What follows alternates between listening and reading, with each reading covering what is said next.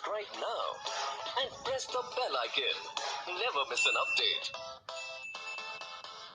I am Mrs. Poonam Pawar, Vidyapit High School, Kolhapur. Hello friends, we are going to learn lesson number 1.4 Journey to the West, पश्चिमेकडील प्रवास. Friends, we have seen warming up and oral work in previous video. Today we will see the explanation of this lesson. Here is the introduction of this lesson which we have seen in the previous video. Now come to the first paragraph. When we read the words journey to the west, we naturally start thinking about a journey to western countries like England and America. जेव्हा आपण पश्चिमेकडील देशाचा प्रवास हे शब्द वाचतो तेव्हा स्वाभाविकपणे आपल्या मनामध्ये इंग्लंड अमेरिका यासारख्या पश्चिमेकडील देशांचा विचार येतो. हे देश आपल्या देशाच्या पश्चिमेला आहेत. But west is a relative term. पण पश्चिम हा शब्द अर्थसापेक्ष आहे. For countries to our east we are the west. आपल्या पूर्वेकडील देशाच्या दृष्टीने आपण पश्चिमेकडे आहोत. This particular journey that we are going to read about was actually a journey from China to our country. आपण आता ज्या विशिष्ट प्रवासाबाबत वाचणार आहोत तो वस्तुतः चीनपासून आपल्या देशापर्यंतचा प्रवास होता. पहा, इथे आपल्या लक्षात येईल की चीनच्या दृष्टीने आपण चीनच्या पश्चिमेकडे आहोत आणि त्यामुळेच हा पश्चिमेकडील प्रवास असे म्हणता येईल. It was made by the famous 7th century traveller Yuan Chwang. हा प्रवास 7व्या शतकातील प्रसिद्ध प्रवासी युएन चँग याने केला होता. इथे आपल्याला युएन चँगची प्रतिमा पाहायला मिळेल. Now come to the second paragraph. In those days, traveling from China to India was not an easy task. One had to travel thousands of miles on foot or horseback, crossing deserts, crossing snow-clad mountains, crossing strange, unfamiliar regions, using roads where bandits and robbers roamed. Who would do it? But Yuan Chang had a dream. He wanted to take Buddhist scriptures from India to his homeland in China. It was like a pilgrimage to him. त्या दिवसामध्ये चीनमधून भारतापर्यंत प्रवास करणे हे काही सोपे काम नव्हते. अनेक वाळवंटे त्यावेळी ओलांडावी लागत असे. डेझर्ट मीन्स वाळवंट. त्याचप्रकारे हिमाच्छादित पर्वत, ज्याला इथे स्नो क्लॅड असा शब्द वापरलेला आहे, त्यामुळे अनेक हिमाच्छादित किंवा बर्फाच्छादित प्रवास सुद्धा करावा लागत असे.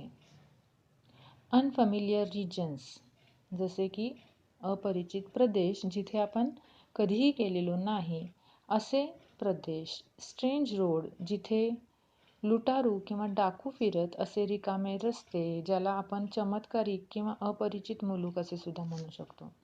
अशा रस्त्यांवरून हजारो मैलांचा प्रवास पायी किंवा घोड्यावर बसून करावा लागत असे. कोण करणार होते हे? पण युएन चँगचे एक स्वप्न होते. भारतामधून बौद्ध धर्माचे पवित्र ग्रंथ साहित्य चीनमध्ये आपल्या मातृभूमीत नेण्याची त्याची इच्छा होती. त्याच्यासाठी हा प्रवास म्हणजे एक धार्मिक यात्रा होती.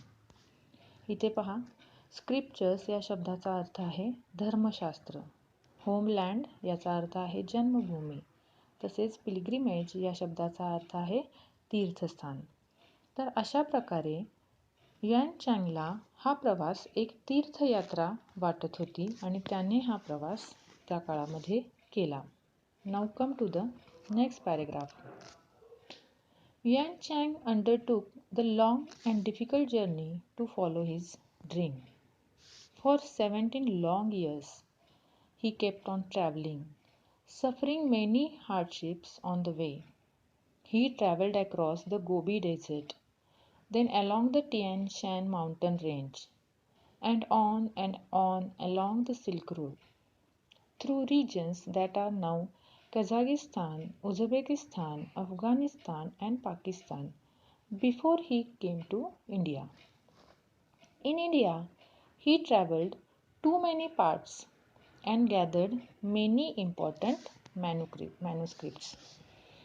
त्या काळामध्ये युएन चँगने जवळजवळ 17 वर्षे हा प्रवास केला. त्या दरम्यान त्याच्या या खडतर प्रवासामध्ये त्याला अनेक कष्ट उपसावे लागले. त्याचा हा प्रवास गोबी वाळवंटातून झाला. नंतर त्याने तियान शान या पर्वतरांगांमधून प्रवास केला. त्याचबरोबर कझागिस्तान, उझबेकिस्तान, अफगाणिस्तान, पाकिस्तान या मार्गांमधूनही त्याला प्रवास करावा लागला.